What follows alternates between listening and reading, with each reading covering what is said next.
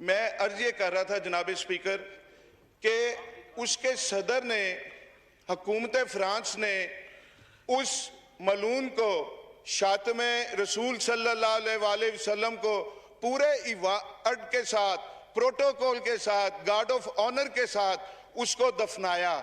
उसको फ्रांस का आला तरीन सिविल अवार्ड दिया गया और पूरा हफ्ता, बल्कि अब तक सरकारी बिल्डिंग्स पर वो खाके वो लटक, सरकारी तौर पर गुस्ताखी की जा रही है, नामूस रिसालत सल्लल्लाहु अलैहि वसल्लम पे हमले हो रहे हैं।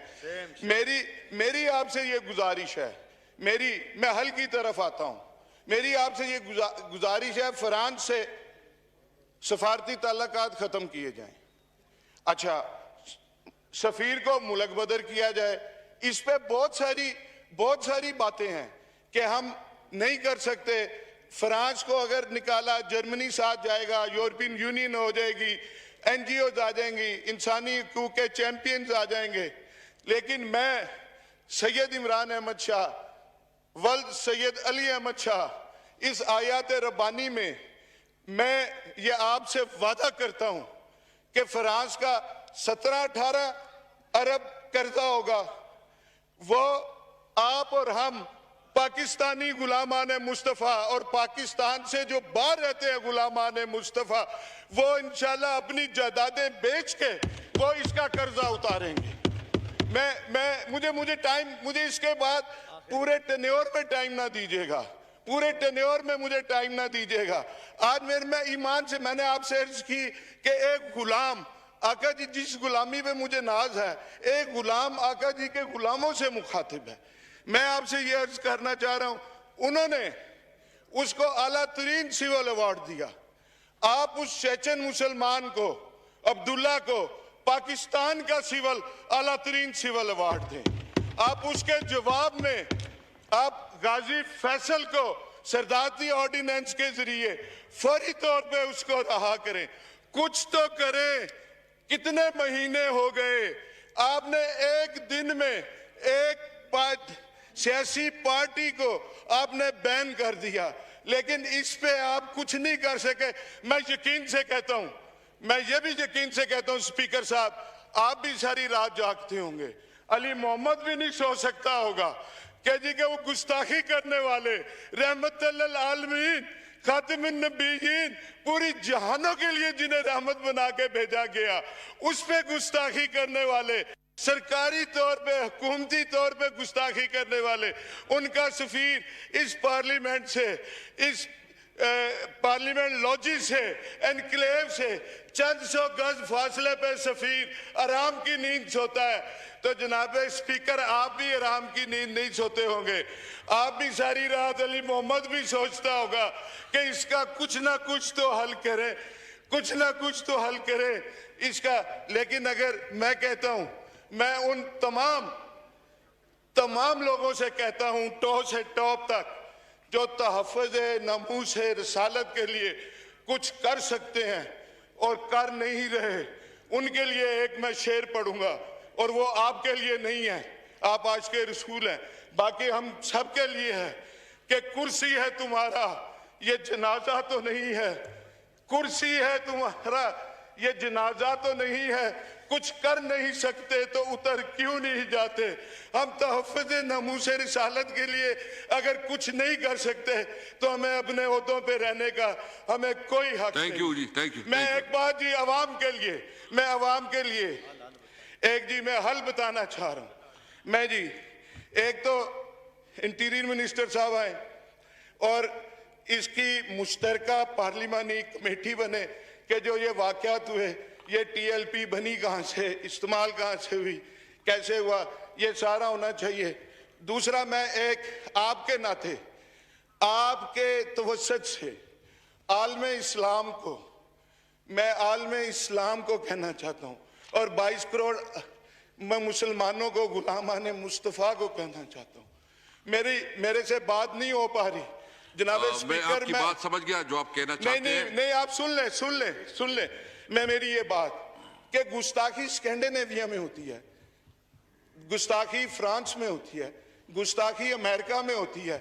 हम इधर एहतजाज करते हैं, अपनी अमलाक का नुकसान करते हैं, हम अपने बंदे मारते हैं, हम अपने वो चिंची रिक्शा कल परसों किसी का जला, उस गरीब का क्या कसूर था।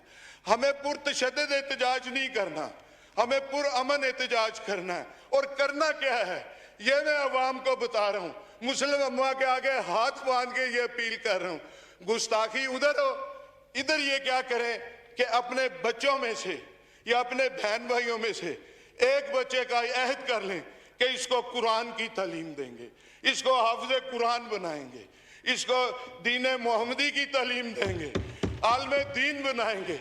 और अपनी इस बात की मेरी सिर्फ 3 minute, just 3 minute total time है जी, अभी टाइम खत्म हो जाएगा। मेरी बात प्लीज जी, प्लीज सुन ले। मैं अपनी इस बात की करने के लिए एक बगदाद शरीफ का एक मैं हकायत में सुना देता हूँ, अपनी इस बात की तकरीर के हम आलम दीन बना के किस तरह गुस्ताखियाँ रोक सकते हैं। हम ऐसे रोक सकते हैं कि बगदाद शरीफ था, मेरे गौसल वरा का शहर था, उधर सख्त सर्दी थी, तूफानी बारिशें थी। एक ज़ईफ नबीना बाबा जी फजर की नमाज मस्जिद में बाजमात पढ़ना चाह रहे थे, उन अपने पोतों वाले थे, बच्चों वाले थे, नहीं कोई जा नहीं, बच्चे कहने लगे बाबा जी नमाज फजर घर पढ़ लें, मस्जिद में नहीं जाना। वो ज़ईफ नबीना बाबा जी अपनी स्टिक पकड़ के घर से निकले, गलियों में पानी था, मस्जिद पहुंचे, गिरते पड़ते ठुड्डे खाते हुए वो मस्जिद पहुंचे और जख्मी हुए हुए, लहूलुहान हुए हुए, ब्रूजिज पड़े हुए, और नमाज पढ़ी बाजमात, कोई नमाजी उन्हें घर छोड़ गया। अगले दिन फिर ऐसे ही तूफानी बारिशें, सख्त सर्दी, वो बाबा जी ने स्टिक उठाई, बच्चा कोई मस्जिद छोड़ने को तैयार नहीं, बाबा जी घर से निकले तो एक शख्स ने उसका बाजू पकड़ लिया। उस बाबा जी नबीना को बहुत एहतियात से, बहुत हिफाजत से मस्जिद तक ले गया, कहीं कुछ तकलीफ नहीं होने दी, आराम से ले गया। जब वो मस्जिद छोड़ा तो बाबा जी ने पूछा, है खुदा के बंदे अपना तारुफ तो करा दे, अपना नाम तो बता दे। उसने कहा मेरा नाम है अबलीस। उसने कहा है, बाबा जी की वो खुशी परेशानी में बदल गई। उसने कहा ये अबलीस ने, शैतान ने कब से काम शुरू कर दिया नमाजियों को मस्जिद पहुंचाना। उसने कहा कल जब तुम आए थे ना गिरते पड़ते लहूलुहान होके, अल्लाह को तुम्हारी ये दुआ पसंद आई और अल्लाह ने एक नमाज फजर के सदके तुम्हारी सारी जिंदगी की नमाजों का स्वाब तुम्हें दे दिया, कबूल कर ली। और थैंक यू जी, मैं ये कह रहा हूँ कि अब हम जब अपने ये करेंगे, नंबर वन मैं आपकी बात एक मिनट, सिर्फ एक मिनट, मैं फिर वो 3 सिर्फ एक minute, just 1 minute, wind up please. क्या हम ये अपना अगर ये करेंगे, अगर हम बच्चों को पढ़ाएंगे, कुरान की तालीम देंगे, हम हाफ़िज़ कुरान बनाएंगे, आलम दीन बनाएंगे, तो अमेरिका और ये फ्रांस ये कहेंगे गुस्ताखियों को खुद रोकेंगे। गुस्ताखी ना करना, अब के 10 लाख की बजाय 20 लाख बच्चे हाफिज बन गए हैं। ये तो दीन मोहम्मदी के करीब होते जा रहे हैं। और एक आखिर में, आप सब हम ईमान वाले हैं, आशिक़े रसूल हैं, एक मेरी बात का जवाब दे के अपना उसका वो अपनी गुलामी का दाव मतलब जो हम करते हैं वो पूरा कर दें कि दुनिया को मैसेज आए कि ये पार्लियामेंट नबी पाक के गुलामों की है। ताजदारे खत्मे नबूवत, ताजदारे खत्मे नबूवत, ताजदारे खत्मे नबूवत, थैंक यू इस्लाम जिंदाबाद, पाकिस्तान जिंदाबाद, थैंक यू। शुक्रिया। मैं एक फिर से कहूँगा, देखो एक तो मतलब ये पार्लियामेंट सबसे जिम्मेदार और सुप्रीम इदारा है। मेरी रिक्वेस्ट ये होगी अली मोहम्मद खान साहब, आप तमाम पार्लियामानी लीडर से कंसल्ट करें और उनके साथ एक जॉइंट रेजोल्यूशन लेके आए मंडे को, ताकि हम अपना आवाज़, पूरी कौम का आवाज़ जो है ना वो बता सके और हम पूरी दुनिया को, इस्लामी जो हमारे ममालिक हैं उसको भी हम अपील कर सके कि ये ऐसा मसला है कि ये हमारा कीदी का मसला है, हमारे मज़हब का मसला है और हमारे हुज़ूर सल्लल्लाहु अलैहि वसल्लम के साथ इश्क का मसला है। तो इस पे आप आए और हम जो है ना पूरी इस्लामी दुनिया हमारे साथ खड़ी हो। तो जी अब उधर तीनों का दो, फिर आगा हसन बलोच साहब, इसके बाद आप, फिर इसके बाद बस दो आगा हसन बलोच साहब प्लीज 2 मिनट में देते बस। जनाब स्पीकर वो साहब, नहीं है, वो बीएनपी का है, प्लीज। जनाब स्पीकर साहब शुक्रिया कि आपने मुझे टाइम दिया।